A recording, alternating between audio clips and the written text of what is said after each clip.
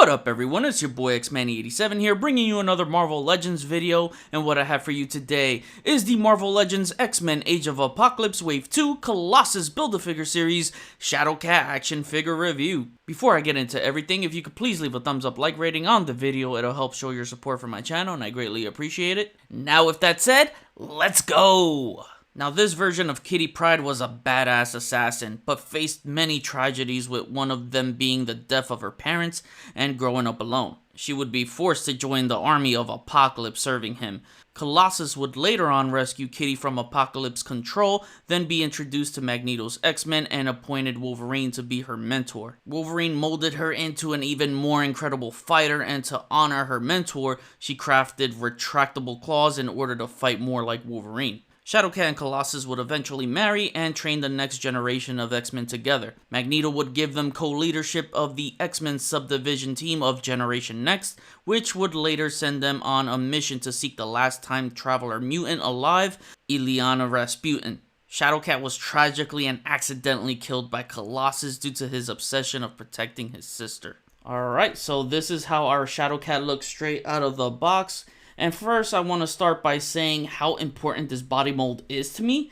With these legs already introduced by Lady Deathstrike, there is already 3 to 4 characters I'd love to see made in the Legends line that I can think of that'll utilize this mold. Immediately, I thought of Deathbird and Lady Mandarin, as those are one of my top females that I want in the line.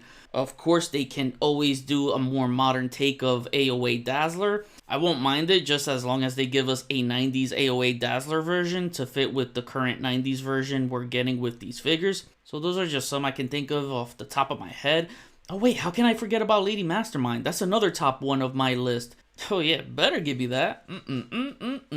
So this buck alone can expand our X-Men shelves for both universes of Earth 616 and 295. Taking a close look at the head sculpt.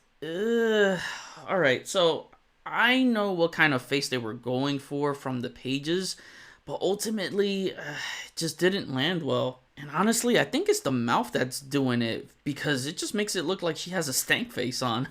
So, you know what this expression reminds me of? It's giving me the vibes from that new Retro Wave Sue Storm figure. That also has a freaking stank face going on, so I really hope we're not going to see any more of these stank faces for the female figures, because majority of the female face sculpts are always nice, and it would just suck to see it go downhill. The lip color came out nice. The paint for the teeth did not, a little sloppy, as you can see. So yeah, I think it's the mouth, because if I cover it, not that bad. But then if I cover the eyes, you see, I don't know. I'm just not feeling it. Actually, now that I'm taking a second look at it, I don't think it's that bad. I just don't understand how, like, all of it together is not that great of a look. I think some eyeshadow painted on would have filled this face a little bit more, and I just noticed that with Rogue they haven't done that, so I'm not sure if they stopped doing that with the female figures, because that was heavily present last year and even the year before that. So, but other than that, the hair sculpt is great. They got that right, I will say that. It looks really, really nice. Like the waves. Really like this short hairstyle. It looks really good. That's a great job right there. I'm looking at the top, you get a subtle wash. So it's on a ball joint. There's no neck hinge right there, so if you move it up and you cover that gap, no problem. But you know, you move it down, look at how ugly that looks. But everything else about the figure I do like. I like that choker, the little ruby right there. It's painted very well. And even the back muscles, look at the muscle tone on that, man. That looks sexy. I really, really like that. You know, they've really made her look toned up. You can see the muscles on the collarbone near there, even the chest. All that looks good. The upper torso, lower torso are new, as well as the arms. So this just screams Deathbird vibes to me, man. Really like all the sculpted line work for the armor we get here. And this just has a very nice metallic blue and purplish color combo. It looks so good. I love it.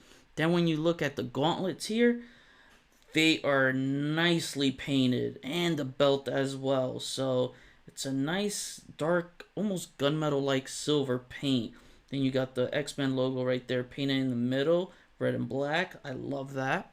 Hasbro kills me sometimes with the paint, because for this wave, they painted all the silver parts for this Shadowcat figure. but yet couldn't paint this one silver part for Sabretooth. Like, they did this, but not this. Like, I don't want to hear any excuse about budgeting, especially when you're a multi-billion-dollar company. Paint it. So for the left hand, she has this open, like, gripping kind of hand. Then for the right hand, she has that John Cena, you can't see me kind of hand. I don't even think she wants to see her own face with that stank face. Taking a look at the lower legs, everything looks great. And what is up with these dents right here? That's what I'm trying to figure out. Like, yo, looks like she got her cheeks clapped by Colossus. He left some dents on it.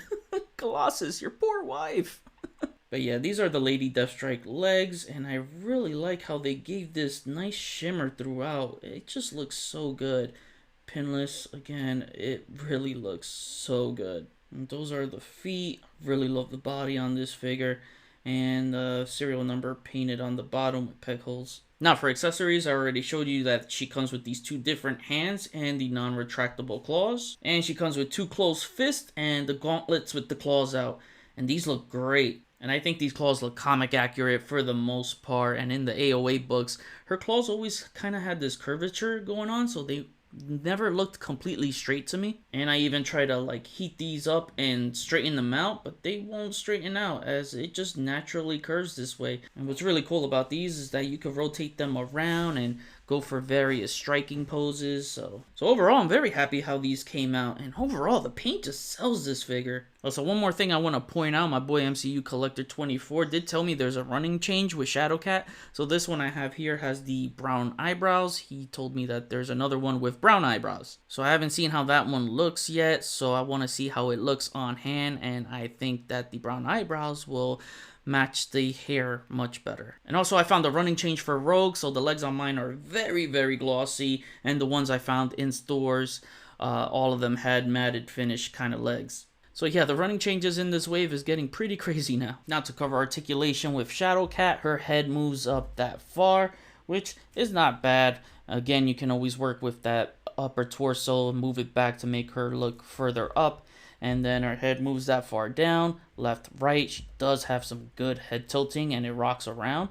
Her arms move that far up, down, rotates all around. You got the shoulder swivel, elbow swivel, and single jointed elbows, but look at how far these bend in. These are great. So anytime you can see that they can touch their chin, you know that they have some good range. Got the wrist swivel and the wrist hinge. The torso doesn't move forward that much, barely even moves, and that's the most disappointing part for me. It does move a good amount back, but oh man, I might have to mod this and just kind of cut at least 2 millimeters down, and she should be able to move a lot more forward. But man, we are in dire need of double diaphragm joints for the female molds. Anyway, her torso swivels, it does pivot a good amount and it rocks around. Her legs move that far apart. She kicks up really high and kicks that far back. Her legs rock around. You got the thigh swivel, double jointed knees, and oh, no heel to the dented butt cheeks, but very close. Very close. You got the ankles that move up that far, down, and you have the ankles that rock all around. Now for some comparisons, here is Shadowcat next to her mentor, Wolverine, Weapon X. Here she is next to Star-Lord. The Earth 295 kitty did encounter Earth 616 Peter Quill, who mistaken her for his own kitty with whom he had a relationship. Here is Shadowcat next to some other females from the AOA universe, Jean Grey and Blink. Here is Shadowcat next to the Juggernaut Build-A-Figure wave, Kitty Pryde. Here is Shadowcat next to Lockheed. Now we have Shadowcat next to her fellow wave mates, which I've already reviewed, Magneto, Rogue, Iceman, and Sabretooth. Finally, here she is next to another fellow wave mate, AOA Cyclops. Cyclops' review is up to bat. Alright, and now to wrap things up, my final rating is an 8 out of 10. Despite the lackluster face sculpt, the neck gap, and torso crunch, it's hard for me not to like this figure because it has a lot of nice qualities to it. The paint apps are the most beautiful highlights of this figure, and the body sculpt with all that line work for the armor is great. Good selections of the accessories with 4 hands in total and giving us gauntlets to display the claws retracted or not. While the head sculpt is not completely terrible, it's not that good either, but let's face it, we've seen a lot worse. I mean, a lot worse. but I did feel like it needed an additional head. Besides the torso not being able to crunch forward, the rest of the articulation is solid, giving us some good elbow range for not being double jointed. She photographs very well, which is what I enjoyed most. I love the Kitty Pryde character, and I'm happy to see that she's getting a lot of plastic love this year with this AOA release, her classic Shadowcat gear in the Excalibur 3-pack, and the Marvel Unlimited Plus exclusive Captain Kate. Next Kitty Pryde I'd love to have is my favorite version of her, which is the Whedon and Cassidy Astonishing X-Men. We need that team done. Like now. Most importantly, out of this body, this will pave the way in getting a lot more exciting figures of the characters that I name dropped earlier. Bottom line, it's still a good offering in this wave, and I like it. Now I kick it back to you. What do you think of this Shadowcat? Are you excited for some of the characters we can get on this body? Especially the ones I mentioned earlier. Feel free to name some more you can think of. Comment below, let me know, we'll chat about it. Alright, that was my review. Please follow me on Instagram if you haven't already. Link is in the description below. Get your Marvel Legends X-Men AOA Wave 2 Colossus Build-A-Figure series at Big Bad Toy Store. Link is in the description below. Hit the notification bell so you always know when my latest videos are up. Share and subscribe if you're new. Enjoy the pics at the end of the video. See you on the next review. Peace, peace.